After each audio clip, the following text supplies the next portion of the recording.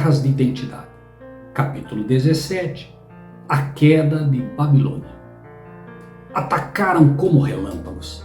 As divisões Panzer alemãs correram pelos campos da Holanda e da França, e em uma noite esses países foram mantidos prisioneiros no punho de ferro da máquina de guerra nazista. Viver em um país ocupado é uma experiência devastadora. Meu pai viveu esse tempo na cidade de Assen, no norte da Holanda. Os homens foram recrutados e postos a serviço da máquina de guerra alemã. Os informantes estavam sempre prontos a denunciá-los à temida polícia secreta, que a qualquer momento poderia bater na porta e arrastar entes queridos para nunca mais serem vistos. O regime nazista mostrou todas as características da Duracell, um espírito de controle que eliminaria todos os rivais, governando através do medo e exibindo seu poder com satisfação de agora. Despojada e esgotada de seus recursos, cansada das correntes opressivas que a prendiam, a Holanda não estava preparada para o inverno de 1944.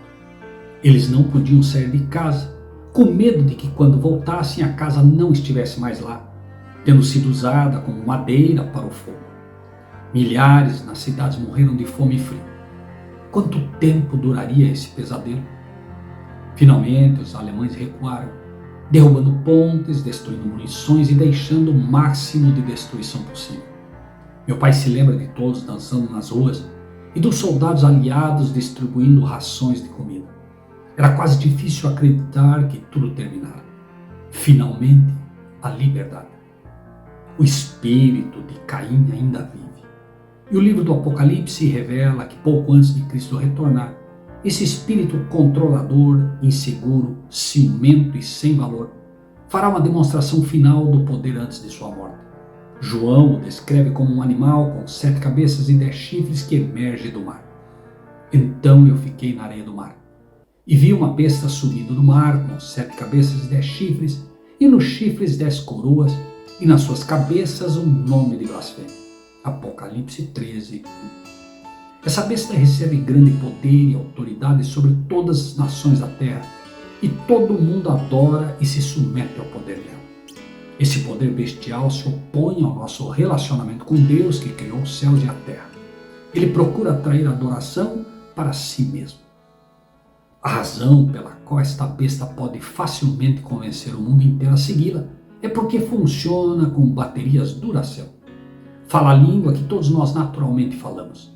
Ela nos encoraja a buscar nossa identidade pelo que alcançamos e realizamos, e nos encoraja a encontrar Deus em nossos próprios termos, trazendo nosso próprio sacrifício sem sangue, esperando que Deus cumpra e aceite nossa adoração. A maior parte do mundo já está sob o poder dessa besta, mas não percebe. Quando o mundo rejeitar os princípios da liberdade e retornar ao controle global através do medo e da força, será simplesmente uma manifestação externa do que se esconde nas profundezas do coração de cada um de nós. Deus não está sentado à toa e sem fazer nada. Ele envia uma advertência final desesperada para alertar o mundo a não se render a esse poder bestial. Esta advertência vem na forma de 3 mensagens. A primeira mensagem chama a atenção da raça humana e nos lembra que devemos adorar a Deus, o Deus que criou os céus e a terra. Isso nos indica o sacrifício de Jesus e nos lembra que a oferta de Caim nunca pode ser aceita por Deus. Jamais podemos merecer graça diante de Deus, pois nossa salvação nos foi comprada através do sangue do Cordeiro. Deus então nos lembra uma verdade muito importante. Ele é o que enquadra neste idioma. E outro anjo seguiu dizendo: Caiu, caiu Babilônia, aquela grande cidade, porque ela fez todas as nações beberem do vinho da ira da sua prostituição. Apocalipse 14:8. Por que Deus usa o termo Babilônia? Ao examinarmos a Bíblia, descobrimos que foi Nimrod quem construiu a cidade de Babilônia. Nimrod era um personagem interessante. A Bíblia nos diz: os primeiros centros de seu reino foram Babilônia, Erech, Akkad e Calné, em Shinar. Nimrod é o primeiro ser humano registrado a estabelecer seu próprio reino. Também é interessante notar que Nimrod, em algum momento, se casou com sua mãe, uma família disfuncional de fato. Há também rumores de que Nimrod matou seu pai para se casar com sua mãe. Seja como for, o lar de Nimrod não foi fundado nos princípios do reino de Deus, onde os relacionamentos familiares são sagrados. Tão grande era a falta de segurança de Nimrod em sua vida doméstica, que ele começou a se tornar conhecido pelo que fazia e não por a quem ele pertencia. No capítulo 10 de Gênesis, a Bíblia lista a genealogia da raça humana. Cada homem foi identificado por quem era seu pai. Sua identidade foi estabelecida por seus relacionamentos familiares. É assim que o reino de Deus opera. Nimrod, no entanto, ficou conhecido por ser um poderoso caçador e um poderoso governante. Ele era um poderoso caçador diante do Senhor, e por isso que se diz, como Nimrod, um poderoso caçador ante ou contra o Senhor. Os primeiros centros de seu reino foram Babilônia, Erech, Acade, Calné e Siniar. Dessa terra ele foi para a Síria, onde construiu Nínive, Reobote, Calá, Recém, que fica entre Nínive e Calá. Essa é a grande cidade. Gênesis 10, 9 a 12. Nimrod, impulsionado por suas inseguranças, sentiu a necessidade de provar a si mesmo. Então ele começou a construir cidades e depois começou a construir exércitos para conquistar as tribos familiares vizinhas. Um historiador exigente observa o seguinte: a autoridade dos antigos governantes repousava sobre o sentimento de parentesco e a ascensão do chefe era uma imagem do controle dos pais. Nimrod, pelo contrário, era um soberano do território, e os homens, na medida em que eram seus habitantes, independentemente de laços pessoais. Até então havia tribos ampliadas, famílias, sociedade. Agora havia uma nação, uma comunidade política, o Estado. Praticamente o mundo inteiro hoje segue os passos de Nimrod. Os governos hoje são políticos e territoriais, não tribais e nômades. É interessante observar os passos que Nimrod seguiu para construir esse sistema político, baseado no Estado. Deus rotulou esse sistema pela primeira cidade que ele construiu, chamada Babilônia. Observe a essência de como Babilônia se desenvolve nos corações humanos. Começa em crianças que foram afastadas de seus pais. Então, devido à insegurança resultante, eles estão constantemente buscando aprovação. Esse desejo de aprovação geralmente leva essas pessoas a medidas desesperadas para compensar seu vazio e inutilidade. Este é o ingrediente secreto que torna o vinho de Babilônia tão viciante. Quantos de nós não fomos atormentados por sentimentos de inutilidade ou determinação em provar aos outros que temos o que é preciso? Quantos de nós sentimos que nossos esforços para agradar a Deus foram apenas um fracasso total e não adianta tentar mais?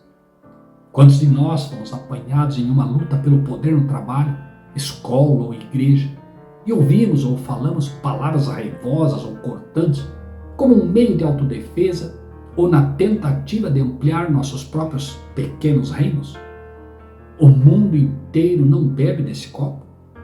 Se agirmos dessa maneira, não seremos verdadeiramente escravos de Babilônia? Então, o que significa a queda de Babilônia? A frase Babilônia caiu vem diretamente de Jeremias 51:8 e encontra seu contexto em Jeremias 50 e 51. Em Jeremias 50, Deus descreve seu povo como ovelhas perdidas que foram desencaminhadas e que esqueceram seu local de descanso. O povo de Deus está sendo literalmente mantido em cativeiro pela Babilônia e muitos deles esqueceram seu verdadeiro lar, seu local de descanso. Mas Deus não esqueceu seus filhos. Ele faz a seguinte maravilhosa promessa: assim diz o Senhor dos Exércitos: os filhos de Israel foram oprimidos, juntamente com os filhos de Judá. Todos que os capturaram os mantiveram escravos. Eles se recusaram a deixá-los ir. Seu Redentor é forte. Senhor dos Exércitos é o seu nome. Ele defenderá minuciosamente a causa deles, para que possa dar descanso à terra e inquietar os habitantes de Babilônia. Jeremias 50, 33 e 34. E então, no capítulo 51, lemos o seguinte: Fugi do meio de Babilônia, e livrai cada um a sua alma, e não vos destruais na sua maldade, porque este é o tempo da vingança do Senhor, que lhe dará a sua recompensa. Babilônia era um copo de ouro na mão do Senhor, o qual embriagava toda a terra. Do seu vinho beberam as nações, por isso as nações enlouqueceram. Num momento caiu Babilônia, e ficou arruinada. Lamentai por ela, tomai bálsamo para a sua dor, porventura sarará. Queríamos curar Babilônia, porém ela não sarou. Deixai-a, e vamos-nos cada um para a sua terra, porque o seu juízo chegou até o céu e se elevou até as mais altas nuvens. O Senhor trouxe a nossa justiça à luz. Vinde e contemos em Sião a obra do Senhor nosso Deus. Jeremias 51, 6 a 10. No contexto deste capítulo, o povo de Deus está sendo mantido cativo por Babilônia. Eles foram desviados, mas Deus os libertará, não porque sejam dignos, mas porque são seus filhos. Enquanto o termo Babilônia caiu é uma declaração de julgamento e condenação, é simultaneamente uma promessa de liberdade a Israel, porque a Babilônia havia mantido Israel em cativeiro. A queda de Babilônia, contida na mensagem do segundo anjo, libera o Israel espiritual da insegurança, inutilidade e do espírito controlador que nos obriga a pecar. Quando reconhecemos que somos aceitos no amado, que somos de fato filhos de Deus através do sacrifício de Jesus, toda nossa insegurança e inutilidade são varridas e permanecemos livres como filhos de Deus. As mensagens dos 3 anjos também são chamadas de mensagem de Elias. E não é por acaso que a parte final desta mensagem, Malaquias 4, 6, diz que Deus voltará o coração dos pais para os filhos e dos filhos para os pais. Em outras palavras, o poder dessa mensagem será liberado quando acreditarmos verdadeiramente que somos filhos de Deus, não por qualquer coisa que tenhamos feito, mas pelo que Jesus tem feito por nós. Esqueça a Babilônia e seus princípios Duracell. Não permaneça mais sendo um servo, mas clame, Abba, Pai, e saiba que você é seu filho amado. Através de Cristo, somos livres.